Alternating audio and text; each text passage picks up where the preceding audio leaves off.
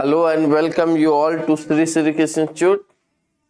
एक बार फिर से आप सभी का स्वागत है आपके अपने YouTube channel Shri Shri Krishna institute में। बहुत दिनों के बाद हम लोगों की मुलाकात हो रही है और वैसे भी 2023 की शुरुआत है, तो सबसे पहले आप सभी को नव वर्ष की हार्दिक शुभकामनाएं, हैप्पी न्यू ईयर। और इस साल मेरी आप लोगों के लिए यही शुभकामनाएं होंगी कि जो भी स्टूडेंट्स एयरफोर्स, नेवी, एनडीए, जो भी विद्यार्थी तैयारी कर रहे हैं वो डेफिनेटली इस ईयर सक्सेस करें। इस ईयर उनका वो जरूर सफल हों और सफल होंगे तो ही हम लोगों का मेहनत, आपका मेहनत जो है साकार होगा। तो खैर चलिए, नया साल, नया दिन और ये जो है नए चैप्टर की शुरुआत हो रही है और चैप्टर का नाम है ग्रेविटेशन अर्थात गुरुत्वाकर्षण। आपको याद होगा पिछले क्लास में हम लोग रोटेशनल मोशन के विषय में बात किए थे, सेंटर ऑफ मास तक पढ़े थे। उसके बाद कुछ टॉपिक्स बचे हुए हैं जिसको मैं स्किप कर रहा हूँ। मोमेंट ऑफ इनर्शिया बचा हुआ है जिसको मैं स्किप करके आगे बढ़ रहा हूँ। स्किप करने का ये मतलब नहीं हुआ कि मैं उस टॉपिक को नहीं पढ़ाऊंगा, मैं पढ़ाऊंगा, लेकिन चूंकि फ्रेश चैप्टर स्टार्ट कर रहे हैं, ताकि जो कि जाहिर सी बात है, हो सकता है कि पिछले कंसेप्ट को आप लोग भूल गए होंगे।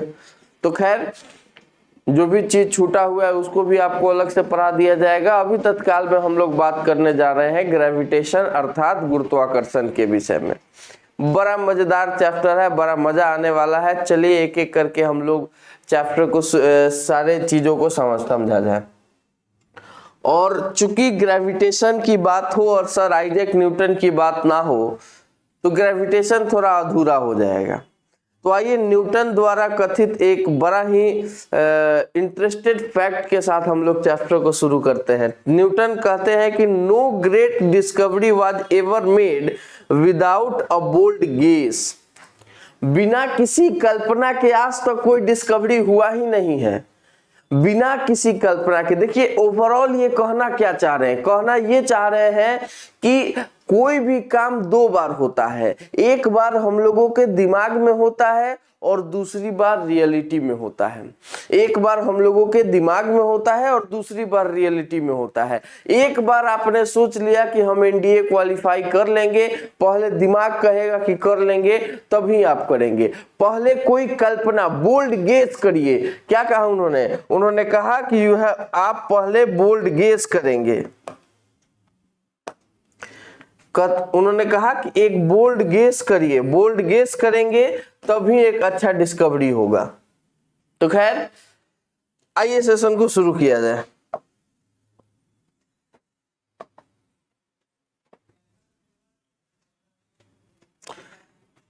ग्रेविटेशन, गुरुत्वाकर्षण। कहानी का शुरुआत होता है तब जब सर आइजैक न्यूटन सेब के पेड़ के नीचे बैठे हुए थे और फुल्ली रिलैक्स मोड में थे। देखिए आप यहाँ हमने एक छोटा सा नमूना आपके सामने पेश किया है और एक सेब जो है टूट के नीचे गिर रहा है। अब जरा कल्पना कीजिए, हम लोगों की स्कूल में क्या होता था, आम का पेड़ होता था, अलग अलग तरह का पेड़ होता था, और उसमें जब हम लोग पढ़ते थे, लोग खिड़की से देख लेते थे कि एक पेड़, आम के पेड़ से आम गिरा हुआ है, तब किसी न किसी बहाने से पानी पीने के लिए या किसी कारण से हम लोग बाहर निकलते थे, आम उठा के पॉकेट में रख लेते थे, फिर क्लास में घुस जाते थे। क्या जी होता था? नहीं सर। लेकिन उस समय कोई दिमाग नहीं लगाते थे हम लोग कि हाँ आम नीचे क्यों गिर रहा है। लेकिन देखिए न्यूटन एक अजूबे आदमी, वो सोचना शुरू कर दिए कि सेब नीचे क्यों गिर रहा है, और सोचते सोचते उन्होंने एक बड़ा इंपॉर्टेंट चैप्टर का खोज कर दिया, एंड दैट इज ग्रेविटेशन अर्थात गुरुत्वाकर्षण। अब एगो बच्चा कहा कि सर न्यूटन का जन्म अगर भारत के बजाय पाकिस्तान में हुआ रहता तब क्या होता? न्यूटन का जन्म भारत के बजाय पाकिस्तान में होता तब क्या होता? हम बोले गुरुत्वाकर्षण का खोज नहीं होता। बोला काहे सर, वहां ग्रेविटेशन नहीं है? हम बोले वहां भी है। तो वहां पर क्यों नहीं खोज होता? तो इसलिए कि वहां सेव नहीं गिरता, वहां डायरेक्ट बॉम्ब गिरता, कहानी खत्म हो जाता का जी। तो खैर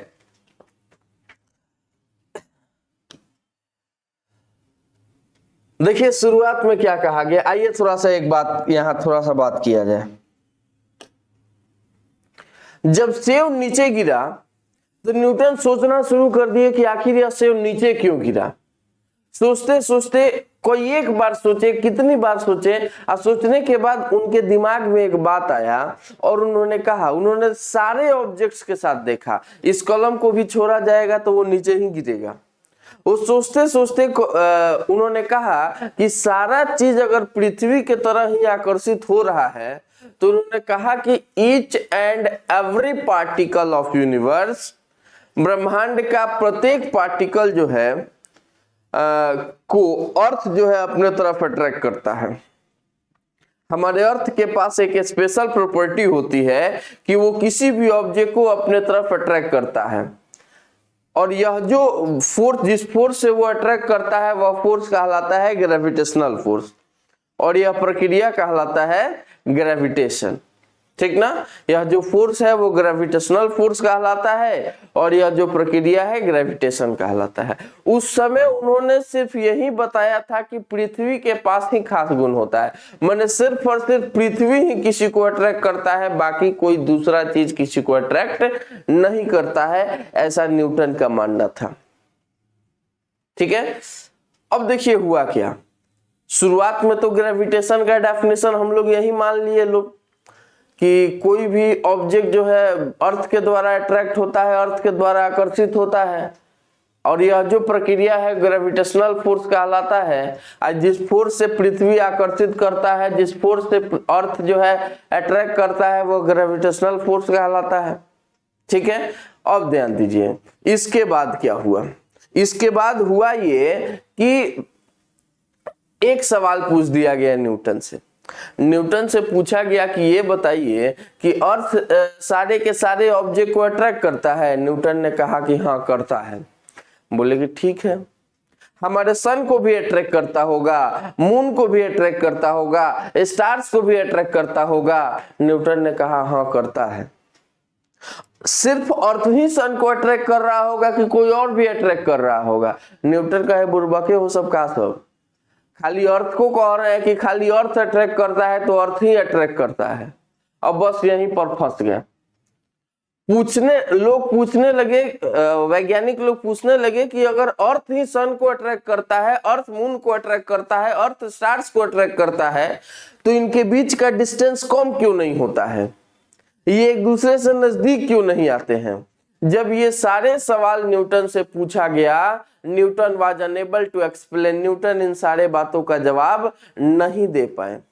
जब न्यूटन इन सारे बातों का जवाब नहीं दे पाए तब जो है न्यूटन थोड़ा सा बाउंस बैक किए। ठीक ना, माने थोड़ा सा रिलैक्स हुए। उस समय लोग कहने लगे कि नहीं, there is nothing like gravitation, gravitation के जैसा कुछ नहीं है। लेकिन न्यूटन जो है इस पर खोज करने के लिए लग गए। लिखा गया है कि लगभग 20 सालों तक न्यूटन अंडरग्राउंड रहे, न्यूटन किसी को दिखाई नहीं दिए, किसी के सामने नहीं आए।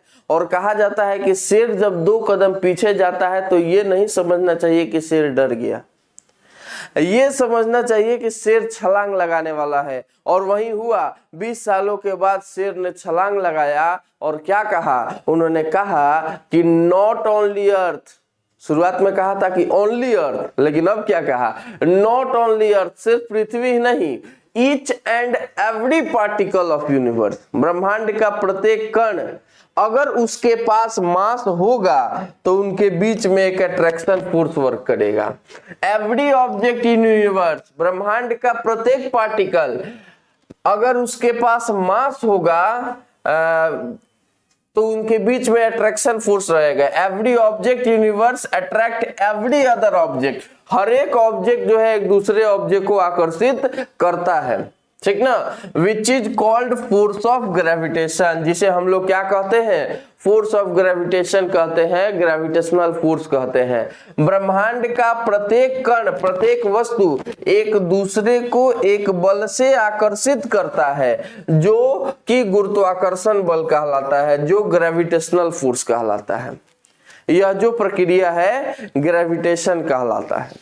ठीक है, ग्रेविटेशन की एप्लीकेशन हम और हमारे आसपास जितने सारे ऑब्जेक्ट हैं, आप और आपके बगल में बैठा हुआ आपका दोस्त, आप जिस चेयर पे बैठे हैं और उस चेयर के बगल में जो टेबल लगा हुआ है उसके बीच में अट्रैक्शन फोर्स वर्क करता है। आपके घरों के दोनों दीवार के बीच में आकर्षण बल काम करता है। हर एक जगह कोई भी पार्टिकल अगर उसके पास मास होगा तो उसके बीच में अट्रैक्शन फोर्स वर्क करेगा। यह जो अट्रैक्शन फोर्स है ग्रेविटेशनल फोर्स कहलाएगा, गुरुत्वाकर्षण बल कहलाएगा, और यह जो प्रक्रिया है ग्रेविटेशन कहलाएगा अर्थात गुरुत्वाकर्षण कहलाएगा। ठीक है, ध्यान दीजिए। अब इसका कुछ उदाहरण देख लीजिए। यहाँ आप देख रहे हैं कि एक प्लेनेट है जो सन के चारों तरफ घूम रहा है। कैसे घूम रहा है तो आप याद कीजिए, इसके पहले हमने आपको सर्कुलर मोशन पढ़ाया था, उसमें पढ़ाया गया था, बताया गया था कि कोई भी ऑब्जेक्ट अगर सर्कुलर पाथ पर मोशन कर रहा है तो उसको सेंटर के तरफ एक फोर्स का जरूरत होता है, and the force is called centripetal force. यह जो बल है उसे अभिकेंद्रीय बल कहते हैं।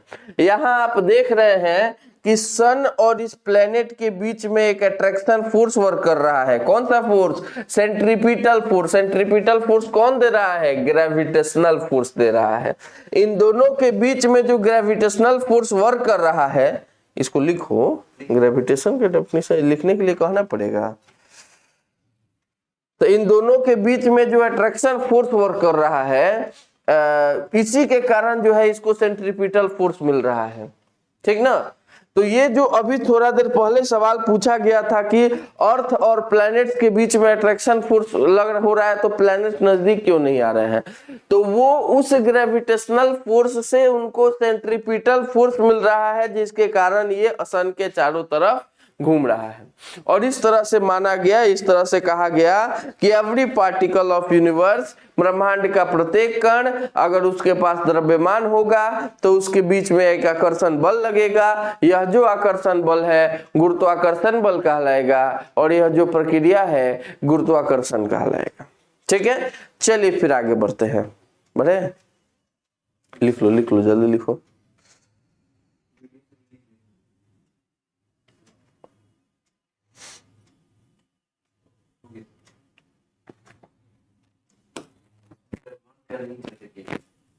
बोले दी, हम तो बता ही दिए। अब देखिए, दो मासेज के बीच में जो ग्रेविटेशनल फोर्स वर्क करता है उसके बारे में 3 बात बताया गया। किसके द्वारा? न्यूटन के द्वारा। क्या कहा न्यूटन ने? 3 बात बताया गया। तने बुलाओ तो बाहर से। हाँ, जिसे हम लोग कहते हैं यूनिवर्सल लॉ ऑफ ग्रेविटेशन। ठीक ना, यूनिवर्सल लॉ ऑफ ग्रेविटेशन।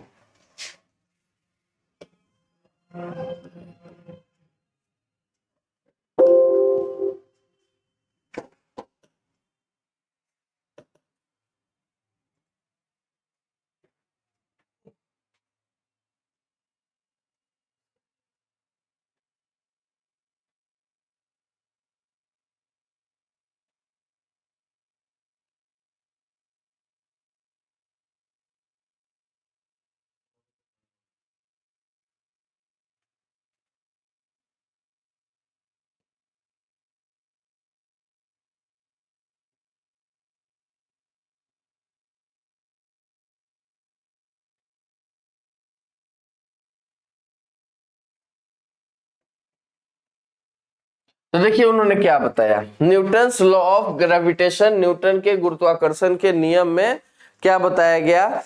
उन्होंने कहा, देखिए क्या हुआ, ये हो गया मास यहां पर एक m1,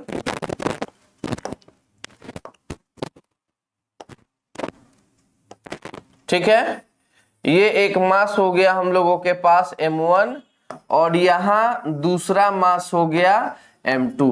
दोनों के बीच का डिस्टेंस हो गया r। दोनों के बीच का डिस्टेंस कितना है बाबू? r है। पहला बात कहा गया कि m1 जितना फोर्स m2 पर लगाएगा m2 भी उतना ही फोर्स m1 पर लगाएगा, ठीक ना। m1 जो है जितना फोर्स m2 पर लगाएगा m2 भी उतना ही फोर्स m1 पर लगाएगा, और दोनों फोर्सेज का डायरेक्शन अपोजिट होगा। m1 अगर m2 को अट्रैक्ट करेगा तो it will be the direction of attraction of force. m2 अगर m1 को अट्रैक्ट करेगा तो ये हो जाएगा फोर्स का डायरेक्शन। ये दोनों जो है क्या होगा? अपोजिट डायरेक्शन में लग रहा है। तो हमने क्या बताया कि दोनों फोर्स इक्वल है और डायरेक्शन अपोजिट है। हम लोग जानते हैं इक्वल और अपोजिट फोर्स को क्या कहते हैं? एक्शन रिएक्शन फोर्स कहते हैं, है ना। तो कहा गया कि ग्रेविटेशनल फोर्स एक एक्शन रिएक्शन फोर्स है जो एक्शन जो स्ट्रेट लाइन के अलोंग वर्क करता है। गुरुत्वाकर्षण बल एक क्रिया प्रतिक्रिया बल है जो सीधी रेखा के अलोंग कार्य करता है, स्ट्रेट लाइन के अलोंग वर्क करता है, ठीक ना। देखिए दूसरा बात क्या कहा गया? कहा गया कि the gravitational force acting between two point object, दो ऑब्जेक्ट के बीच में जो लगने वाला ग्रेविटेशनल फोर्स है, is directly proportional to the product of their masses, दोनों मासेज के प्रोडक्ट के डायरेक्टली प्रोपोर्शनल होगा, और inversely proportional to the square of the distance between them, दोनों के बीच में जो डिस्टेंस होगा उसके स्क्वायर के इनवर्सली प्रोपोर्शनल होगा। दो मासेज के बीच में जो ग्रेविटेशनल अट्रैक्शन फोर्स होगा वो दोनों के बीच के द्रव्यमान के गुणनफल के सीधा समानुपाती होगा, और दोनों के बीच के दूरी के वर्ग के व्युत्क्रमानुपाती होगा, ठीक है। मासेज के प्रोडक्ट के डायरेक्टली प्रोपोर्शनल और डिस्टेंस के स्क्वायर के इनवर्सली प्रोपोर्शनल, मासेज के प्रोडक्ट के डायरेक्टली प्रोपोर्शनल और डिस्टेंस के स्क्वायर के इनवर्सली प्रोपोर्शनल, ठीक है। आइए जैसे यहां पर देखिए एक मास है यहाँ m1 और दूसरा मास है यहाँ पे m2, दोनों के बीच का डिस्टेंस दे दिया गया d, ठीक है। तो कहता है कि दो मासेज के बीच में जो ग्रेविटेशनल फोर्स होगा, यहां हमने लिखा दो मासेज के बीच के डिस्टेंस, दो मासेज के बीच का जो फोर्स होगा वो दोनों मासेज के प्रोडक्ट के डायरेक्टली प्रोपोर्शनल होगा और दोनों के बीच के डिस्टेंस के स्क्वायर के इनवर्सली प्रोपोर्शनल होगा, ठीक है। इसको हमने मान लिया इक्वेशन फर्स्ट, इसको मान लिया इक्वेशन सेकेंड, और दोनों को कंबाइन कर देते हैं। Combining equation first and second, तो पहले और दूसरे को जब कंबाइन करेंगे तो आएगा हम लोगों के पास F proportional to m1 m2 बट्टा डी स्क्वायर, m1 m2 बट्टा डी स्क्वायर। आप जानते हैं कि जब प्रोपोर्शनल के साइन को हटाया जाता है तो इक्वल टू के साथ एक कांस्टेंट लगाया जाता है। प्रोपोर्शनल के साइन को हटाएंगे तो इक्वल टू के साथ एक कांस्टेंट लगेगा। यहां पर भी जब प्रोपोर्शनल के साइन को हटाया गया इक्वल टू के साथ एक कांस्टेंट लगा और फॉर्मूला बना g m1 m2 बट्टा आर स्क्वायर या डी स्क्वायर, यहाँ d लिखे हैं इसलिए डी स्क्वायर। F बराबर जी m1 m2 बट्टा डी स्क्वायर, ठीक ना। नोट करो, ये सब नोट करने के लिए कहना पड़ेगा, हाँ करते जाओ। तो F proportional to m1 m2 और F is inversely proportional to d square, दोनों को कंबाइन करेंगे तो F बराबर हो जाएगा जी m1 m2 बट्टा आर स्क्वायर। यहाँ इस G को हम लोग क्या कहते हैं? इस G को हम लोग कहते हैं यूनिवर्सल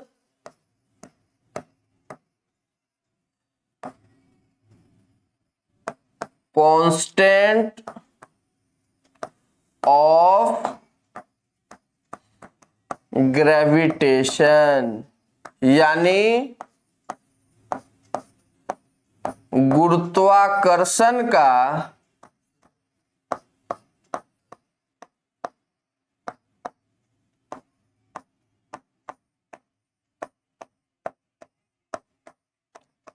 सार्वत्रिक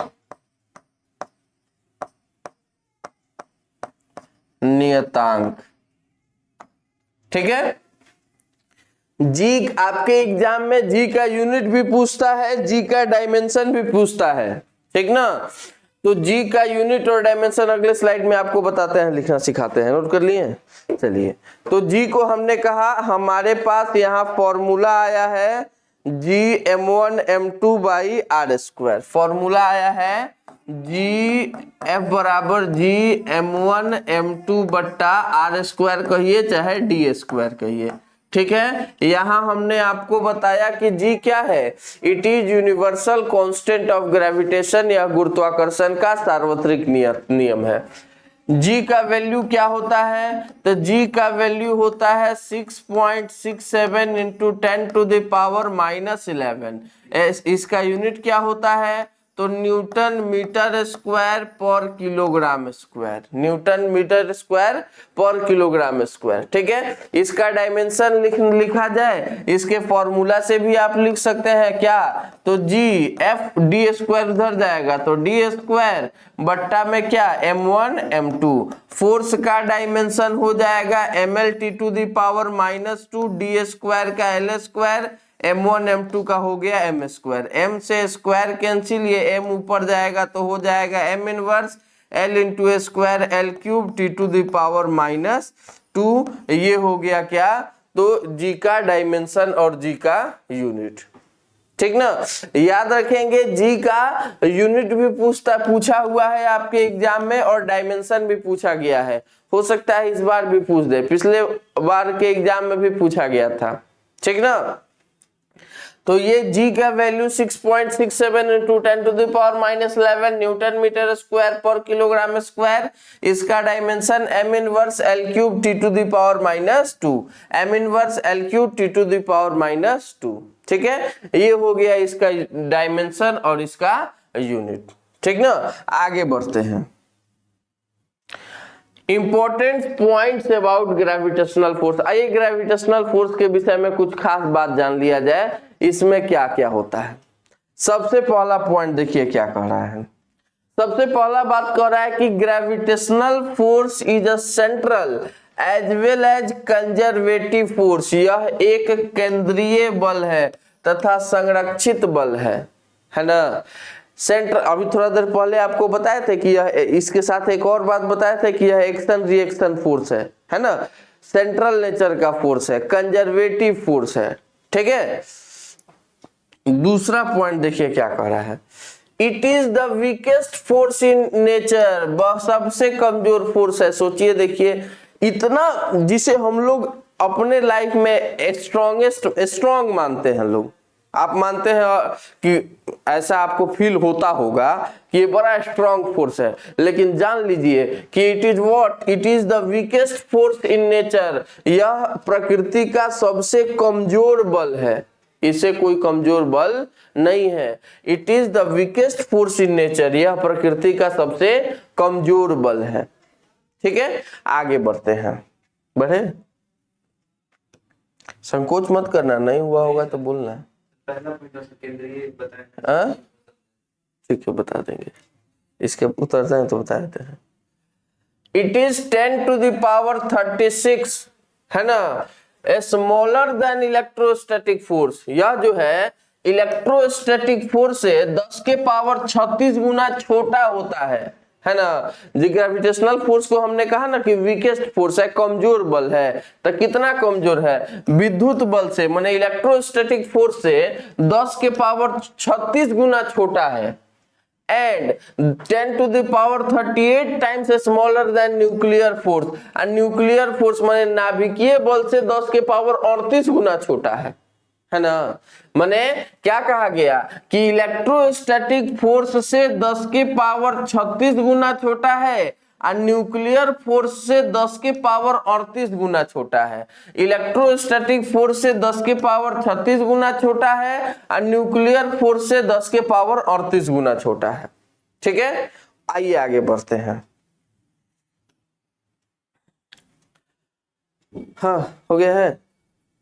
The law of gravitation is applicable for all bodies irrespective of their size, shape and position. क्या कह रहा है? कह रहा है कि यह हर एक वस्तु पर आरोपित होता है। सिंपल शब्दों में ये समझ सकते हैं, यह हर एक वस्तु पर जो है एप्लीकेबल होता है। क्या है? तो इसमें जी के विषय में आपको पता चला है कि यह यूनिवर्सल कांस्टेंट है, सब जगह इसका मान बराबर होता है, सब जगह फोर्स अप्लाई होगा तभी ना। और यही बात कहा जा रहा है कि सब जगह यह लागू होगा। माने यह फोर्स जो है साइज पर, साइज ऑफ ऑब्जेक्ट पर डिपेंड नहीं करेगा, शेप ऑफ ऑब्जेक्ट पर डिपेंड नहीं करेगा, पोजीशन ऑफ ऑब्जेक्ट पर डिपेंड नहीं करेगा। माने यहां पर एक m मास का ऑब्जेक्ट है, यहां से इनफाइनाइट डिस्टेंस पर कोई दूसरा m मास का ऑब्जेक्ट होगा, तो इसके बीच में भी ग्रेविटेशनल फोर्स वर्क करेगा। शेप और साइज पर डिपेंड नहीं करेगा, पोजीशन पर डिपेंड नहीं करेगा। ये किस पर निर्भर करेगा? मास पर निर्भर करेगा। और किस पर डिपेंड करेगा? दोनों के बीच के डिस्टेंस पर, मास के प्रोडक्ट के डायरेक्टली प्रोपोर्शनल, डिस्टेंस के स्क्वायर पर, डिस्टेंस के स्क्वायर के इनवर्सली प्रोपोर्शनल। ठीक है। और क्या कहता है? Acceleration due to gravity, acceleration due to gravity, गुरुत्वीय त्वरण के विषय में बात करना है। ठीक है, आइए बात किया जाए गुरुत्वीय त्वरण के विषय में। एक्सीलरेशन ड्यू टू ग्रेविटी की अगर बात की जाए तो ग्रेविटी के विषय में देखिए क्या कहा गया। ग्रेविटी का मतलब होता है, ग्रेविटी का मतलब होता है कि अर्थ के द्वारा किसी ऑब्जेक्ट पर अप्लाई होने वाला ग्रेविटेशनल फोर्स, अर्थ के द्वारा किसी ऑब्जेक्ट पर अप्लाई होने वाला ग्रेविटेशनल फोर्स। माने ग्रेविटेशन, ग्रेविटी माने force of gravity, gravitational force exerted by earth on an object. Gravity माने gravitational force exerted by earth on an object, किसी वस्तु पर पृथ्वी के द्वारा आरोपित गुरुत्वाकर्षण बल गुरुत्वीय कहलाता है, ग्रेविटी कहलाता है। ग्रेविटी के कारण एक्सेलरेशन जो प्रोड्यूस होगा, माने अर्थ के ग्रेविटेशनल फोर्स के कारण किसी ऑब्जेक्ट में जो डाउनवर्ड डायरेक्शन में एक्सेलरेशन प्रोड्यूस होता है, उसी को हम लोग क्या कहते हैं? एक्सेलरेशन ड्यू टू ग्रेविटी कहते हैं, गुरुत्वीय त्वरण कहते हैं। उसी को क्या कहते हैं? एक्सेलरेशन ड्यू टू ग्रेविटी कहते हैं, गुरुत्वीय त्वरण कहते हैं।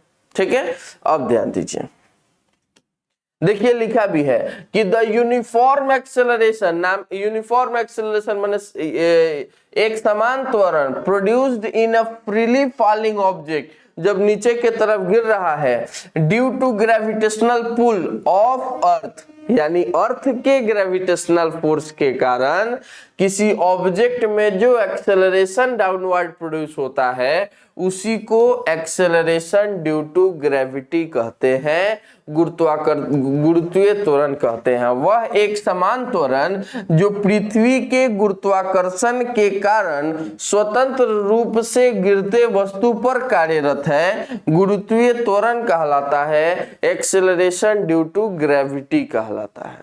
ठीक है, ये है एक्सेलरेशन ड्यू टू ग्रेविटी का कहानी। ठीक ना। अब ध्यान दीजिए, इसे आप जानते हैं इसे कैसे हम लोग डिनोट करते हैं? तो it is denoted by small g. इसे कैसे डिनोट करते हैं? स्मॉल जी से डिनोट करते हैं। बाकी बात अब जाहिर सी बात है, एक्सेलरेशन है तो इसका एसआई मात्रक, एसआई यूनिट क्या होगा? तो मीटर पर सेकेंड स्क्वायर होगा। और चूंकि एक्सेलरेशन है तो वही डायमेंशन इसका भी होगा जो एक्सेलरेशन का आप पढ़े हैं। तो इसका डायमेंशन अगर पूछा जाएगा तो हम लोग कहेंगे कि इसका डायमेंशन क्या होता है? LT⁻⁻2 होता है। ठीक है, जी से डिनोट करते हैं, ऐसा यूनिट मीटर पर सेकेंड स्क्वायर, डायमेंशन LT⁻2 होता है। ठीक है, आइए एक्सेलरेशन ड्यू टू ग्रेविटी निकालना सिखाते हैं आपको। जैसे देखिए यहां पर हम लोगों के पास क्या है? तो